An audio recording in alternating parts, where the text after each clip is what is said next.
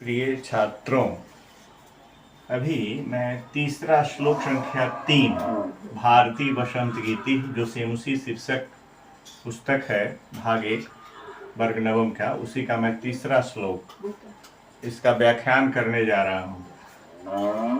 ललित पल्लवे पादपे पुष्प पुंजे Malay मारुतोच्चुम्बिते मंजुकुंजे स्वनन्तीं ततिं प्रेक्ष्य मलिनां निनादय नवीनामय वानिवीनां Lalit पल्लवे पादपे पुष्पपुञ्जे Malay मारुतोच्चुम्बिते मंजुकुंजे स्वनन्तीं ततिं प्रेक्ष्य मलिनां निनादय नवीनामय वानिवीनां।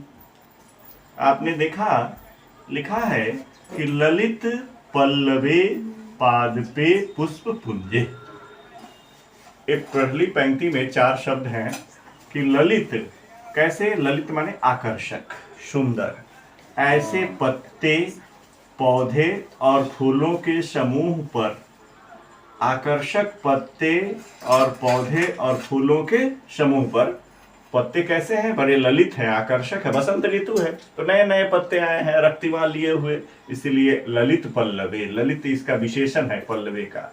और पादपे पौधे, वो भी सुंदर हो गए हैं, आकर्षक पत्तों से पौधे भी सुंदर दिख रहे हैं।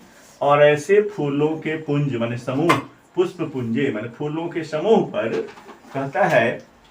और दूसरे वाक्य में लिखा हुआ है कि मलय मारुतो चुंबिते। मलय मारुत माने मलय पर्वत है, जहां से वायु गुजरती है तो सुगंधित वायु निकलती है।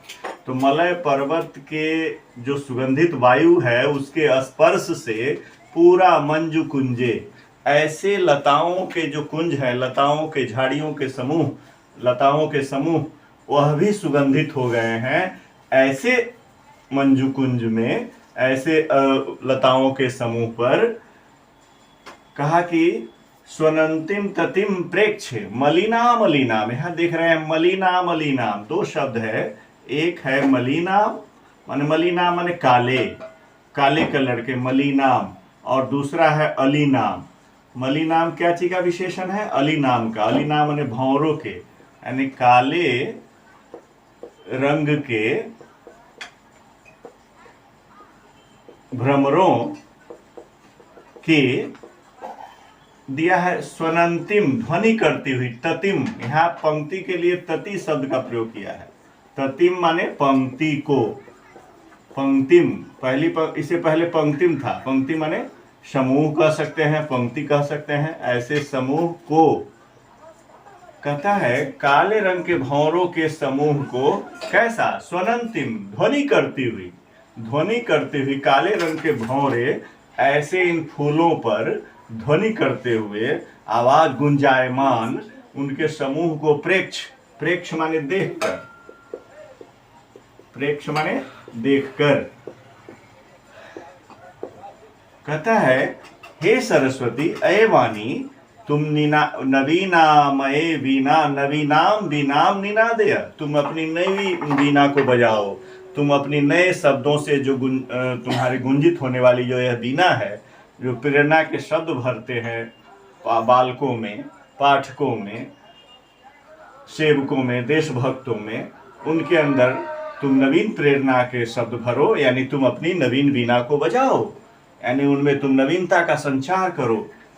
ऐसा कैसे? ये वातावरण का चित्रण है इस श्लोक में। वसंत ऋतु के जो सुगंधित वातावरण है उसका भी चित्रण है। कहा कि एक बार पुनः देखेंगे इसको कि ललित यानी आकर्षक पत्ते पौधे और फूलों के समूह पर मलय पर्वत के सुगंधित वायु के स्पर्श से शोभायमान ऐसे लताओं के जो समूह है, उस लताओं के समूह पर इन काले भंवरों के ध्वनि करती हुई ध्वनिक आवाज करती हुई गुंजायमान इन काले भंवरों के समूह को देखकर, हे सरस्वती, तुम अपनी नवीन वीणा को बजाओ, तुम लोगों के अंदर प्रेरणा भरो।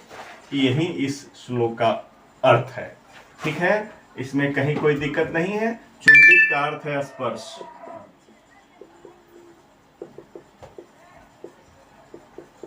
स्वनंतिम का अर्थ है ध्वनि करती हुई। स्वनंतिम।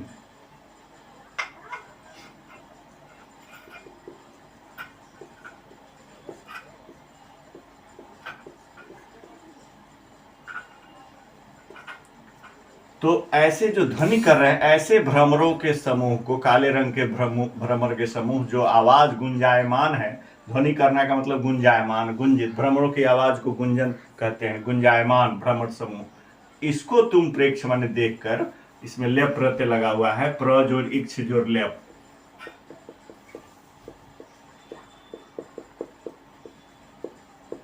लेप प्रेक्ष बन गया है ना। प्रेक्ष माने दृष्टवा, देखकर। तो तुम कहा कि निनादे बजाओ, स्पष्ट है तीसरे श्लोकार्थ। पुनः एक बार मैं इसके अर्थ को कह रहा हूं। कहा कि हे सरस्वती, तुम ऐसे परिदृश्य में जहां आकर्षक पत्ते, पौधों और फूलों के समूह हैं, इस समूह पर, और जो काले भ्रमरों के समूह जो इस मलय पर्वत के वायु के स्पर्श से जो सुगंधित लताओं के समूह है, उस समूह पर गुंजायमान इन काले भंवरों की पंक्ति को देखकर तुम अपनी नवीन वीणा को बजाओ, तुम अपनी इस नवीन वीणा का निनाद करो। ओके, धन्यवाद।